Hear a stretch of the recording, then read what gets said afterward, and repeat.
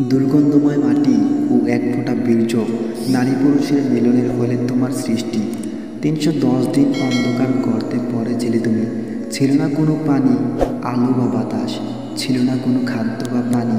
তুমি বেঁচেছিলে মাসের পর মাস ধরে। বলো, কে তোমাকে বাঁচিয়ে রেখেছিল? মায়ের পেটে ছিলে তুমি, তোমাকে দেখে রাখার মতো কেউ ছিল না। চোখ ফুটিনি, তপাস তপাস করে মায়ের পেটের লাথি মারতে তোমার মা হু করে উঠত। তুমি বোবা ছিলে, জবান ফুটেনি।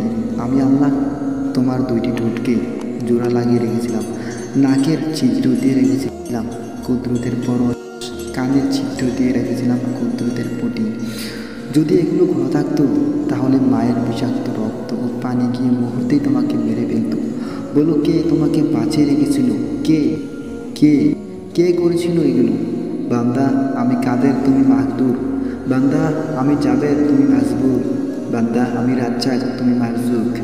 বান্দা, আমি রব, তুমি মাখলুক। বান্দা, আমি মালেক, তুমি মামলুক।